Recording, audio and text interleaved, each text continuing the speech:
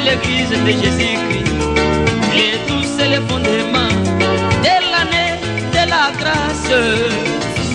Dans le précédent de notre Seigneur et Sauveur Jésus-Christ, nous avons commencé un partage avec vous sur les 4 femmes de Jacob, l'image des 4 bras du fleuve dans le jardin d'Éden.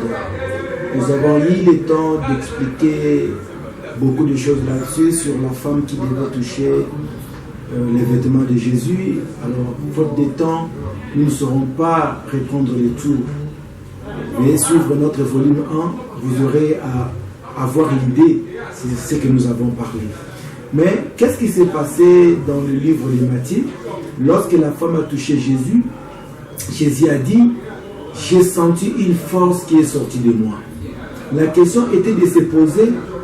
La femme touche tout simplement le vêtement, mais Jésus sent une force qui sort de lui.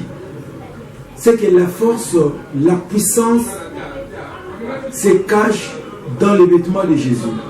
Or, le frère Paul avait déjà répondu cela en disant que revêtez-vous de Christ. C'est Christ est un vêtement que nous devons revêtir. Dès que dans le vêtement de Christ, il y a une force. Mais vérifions un peu un témoin. Dans Ézéchiel chapitre 5, verset 1 en descendant, le Seigneur a dit à son prophète de se raser les cheveux, de se raser les barbes, ainsi de dispenser dans les 3 milliers, mais une autre partie, il devrait les joindre au bord de son vêtement. Et nous avons compris que comme la femme, c'est que nous avons toujours dit, comme la femme avait consulté les autres prophètes, c'est ça les vêtements de Joseph. Les vêtements avaient plusieurs couleurs. Ces plusieurs couleurs montrent tout simplement les dimensions que Dieu a cachées au milieu des prophètes. Il a consulté l'une des couleurs dans le vêtement de Joseph. Il a vu qu'il y avait un prophète qui avait annoncé la venue de Christ. Il y aura la chevelure sur son vêtement. Et la femme est venue uniquement toucher les bords de vêtements, là où il y avait la chevelure, là où il y avait la force. Quand il a touché, Jésus a senti maintenant qu'une force était sortie de lui.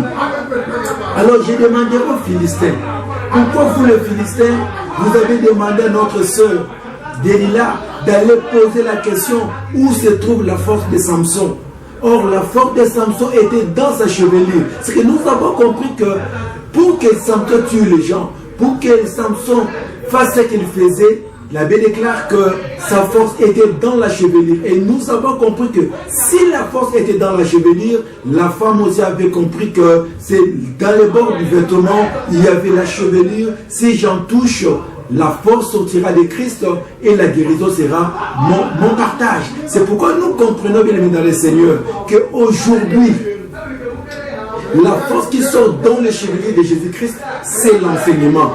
Nous sommes dans 1 Corinthiens chapitre 11, verset 1. La Bible déclare qu'il n'est pas bon à l'homme d'avoir de longs cheveux, mais cela est accordé à la femme d'avoir de longs chevelures. Parce que nous comprenons par là que la femme comme Delilah doit nécessairement recevoir, collecter, prendre la chevelure de Samson entre ses mains. C'est que les changements de la force entre la main de l'homme et ça vient maintenant entre la main de la femme. C'est ça l'œuvre de la croix. Dans l'œuvre de la croix, la force devrait quitter le Seigneur Jésus pour se transmettre dans l'église. La puissance devait quitter le Seigneur Jésus-Christ pour se transmettre dans l'église. C'est pourquoi dans Marc chapitre 16, il est écrit: voici les miracles qui accompagneront ceux qui ont crié. À mon nom, ils chasseront les démons. À mon nom, ils feront de grandes choses. C'est qu'au nom de la chevelure, le miracle peut se faire. Voilà pourquoi, bien aimé dans le Seigneur, il est très important, lorsque tu rencontres le Seigneur Jésus dans votre marche, quand tu rencontres le Seigneur Jésus dans votre chemin, comme le livre des Nombres le dit, nous allons suivre le chemin royal. On ne se détournera ni à gauche ni à droite, mais vers le chemin royal, nous allons marcher. Dans le chemin royal, la royauté c'est Judas. Quand tu rencontres Jésus dans ton chemin, il faut que tu rencontres là où se trouve la chevelure pour ta guérison. Tu ne peux pas dire que tu crois la pure parole. Tu ne peux pas dire que tu crois l'évangile de la grâce.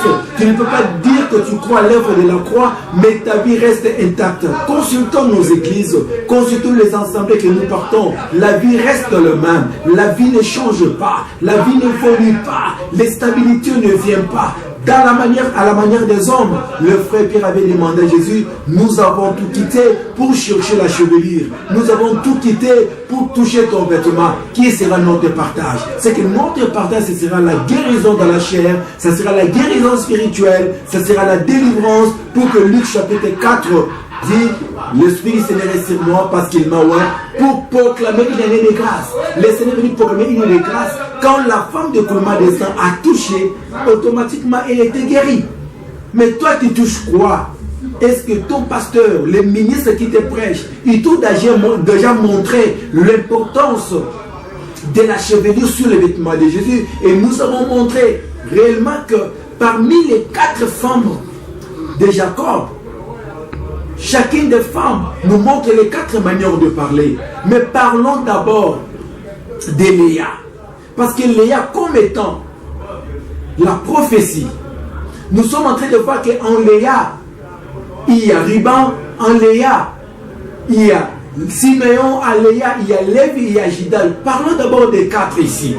C'est que dans la portion du première manière de parler, lorsque nous parlons de la prophétie, nous sommes en train de voir que les 4 premières femmes, et les premières femmes, elle est là pour nous montrer la grande œuvre de la délivrance qui vient.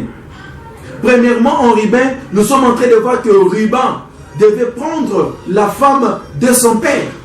Cela prouve d'autant que s'il a pris l'un des femmes, cela montre tout simplement que Ruben vient pour renverser la loi du Père.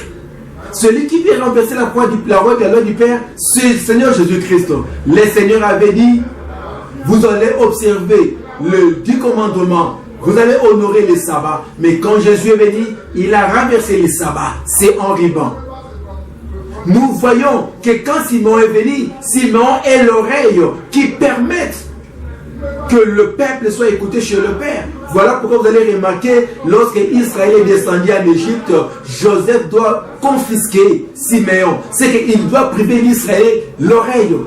Vous voyez, mais quand Israël viendra un jour par la présence de Benjamin, l'oreille leur sera encore accordée. C'est que nous comprenons par là que l'oreille qui est privée, c'est le Seigneur qui a privé l'oreille à tous les autres personnages. Mais quand tu as Léa en toi, cette première manière de parler, tu as Léa en toi, tu as l'oreille, toute ta prière sera exaucée. Jean chapitre 14, verset 12. Il est écrit: tout ce que vous demanderez au Père en mon nom. C'est qu'en Siméon est l'oreille de Dieu. Siméon, c'est l'écoute de Dieu. C'est l'œuvre de la voix qui est l'écoute de Dieu. Tu le trouveras où? Tu l'en trouveras dans la première femme qui est Léa.